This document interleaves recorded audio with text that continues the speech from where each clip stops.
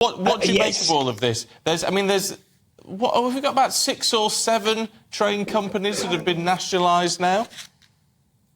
I claim that we're up to 4 now, Stephen. LNER, which runs on the main East Coast main line, very well-respected company. That's been in government hands, actually, for some years, since Virgin Trains effectively said, we can't do this, we're losing too much money on the deal. Then we had Northern and Southeastern taken into government control as well. And now TransPennine Express. Now, just in case you're not a regular on them, as I am, and I think you are too, this is the company that runs trains from Liverpool to Manchester to Leeds to York to Newcastle, across to Hull, also to Edinburgh and Glasgow.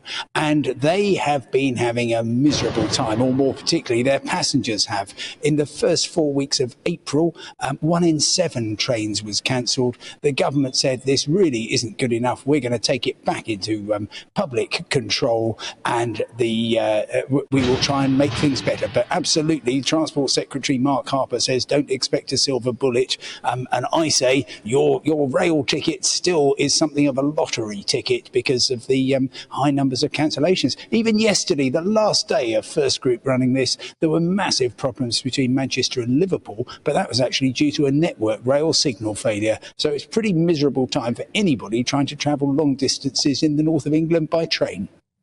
So how is this going to work, Simon? So the government, who aren't covering themselves in glory in lots of areas at the moment, are now going to run the train company. I mean, is Rishi going to pop up there and make sure that the ticket barriers are working? I mean, how's it actually going to work? Right, it's not going to be quite like that. It's the same thing which has happened with other train companies, and effectively, at the moment, almost all trains in the UK are stipulated by the government anyway. Forget all these old franchises. That we're now on government contracts, and the train companies are told effectively exactly what trains to run. Now, the claim is that the management of TransPennine Express hasn't been very good at all, and certainly the ASLEF union says this company does not know how to run a railway. But to be fair, TransPennine Express is struggling against all manner of things. I'm going to mention the pandemic because that's relevant. They couldn't train enough drivers. That combined with an ASLEF rest day working ban means that services, particularly on Sundays, can be pretty grim. And from all points of view, it's been a lousy set of circumstances. And the big danger, actually, for the government is that now everybody will say, great, well, things are going to get better from today, aren't they? And they're certainly not. In fact, in the short term, they are going to get much, much worse because we've got another ASLEF strike on Wednesday, the 31st of May, and on Saturday, the 3rd of May. That's going to cause the cancellation of all TransPennine Express trains and indeed many other trains across mostly England. Transport for Wales and ScotRail aren't included. That's also going to have an impact on Thursday and Sunday. And if you're wondering what's going to happen on Friday, the 2nd of June, well, that's the day for the latest RMT national strike. Bear in mind, we're now into effectively a year's worth of strikes on the railways. No end in sight at all to these long and bitter disputes about pay and working conditions. I hate to jump to any sort of assumption, Simon, but it looks suspiciously like you're in a train station to me in Germany. Are there any lessons from how countries like Germany run the rails that we could take on board in this country? It's really difficult. It's a question of how much money do you want to pump into this. So, for example, if I were lucky enough to be a permanent resident here in Görlitz on the German-Polish border, I could, for €49 a month, so that's about 10 quid a week, travel anywhere in Germany on trains, on trams, on even on some boats, buses and everything else, because they've got a fantastic new Deutschland ticket which does allow that. The UK doesn't want to subsidise things as much. The UK also has a big problem with underinvestment, especially in the north of England, and that doesn't just go back to 2010 and the Conservative government. Labour, I think, was also at the start of the 2000s guilty of not investing enough. So we're in a right old muddle. And look, if you're throwing things at the TV saying, what about HS2? They're throwing tens of billions of pounds at that. Well, yes, they are, but it's not going to get anywhere near Manchester until possibly 2040.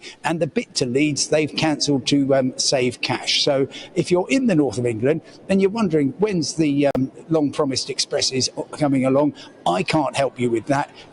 Meanwhile, you've got to put up with very, very poor services. And, of course, Avanti West Coast, which has also been, as it were, in special measures, that runs the West Coast main line from Glasgow through northwest England to the West Midlands and London Euston. They are on notice that they've got to improve. So, yeah, it's a really rough old time for passengers, and it's not going to get magically better from today, I'm afraid. Well, that's cheered me up, no It's a bit depressing. Can we just ask you, just briefly, Simon, about EGates at the airports? Because that was absolute chaos yesterday. They reckon they've sorted that, but is this something we need to worry about? Oh, it's certainly something you need to worry about. So the EGates have been a bit of a quiet revolution. So you've got your passport if you are British, if you're from the EU, Switzerland, the US, Canada, New Zealand, Australia, Singapore, Japan, South Korea. I think that's a lot. You go through the EGates. That covers some airports, 95% of passengers. And it means that everybody is speeded up. You put your passport down. It then reads a biometric, says, oh, is this Stephen Dixon? Yes, it is. Is he wanted by Interpol? No, he's not. And it matches everything up and effectively just an identity and a paperwork check, and off you go. That allows UK Border Force to spend more time talking to people of interest. Now, when the whole UK Border Force business model is based on the fact that most of us are going to be whizzing through the EGates, and they won't need that many staff. But unfortunately, as we saw from this, which actually began on Friday evening and lasted for about 24 hours, it was pretty miserable. Queues building up, stories of people waiting for 3 hours to get through passport control. And there was actually a danger that flights could be seriously disrupted because there simply wasn't room in the immigration halls, particularly at Heathrow, to accommodate all the passengers. Oh, God, depressing stuff. Simon, have a lovely time in Görlitz. Yeah, We'll see you soon. Dear me. You know, there is a reason Simon's preferred mode of transport. Guess what it is? Oh, I know. It's his bike. He cycles everywhere he can. Obviously, Germany is a bit of a push even for Simon, but it's just not good, is it? Planes, trains, automobiles. It is depressing. I mean, it's one of those things you do. When it comes to the trains, the unions have been saying we need to renationalise. Jeremy Corbyn said we need to renationalise. Now, the British Rail was not a happy ship. No. It did not work very well, but it's not working this way either.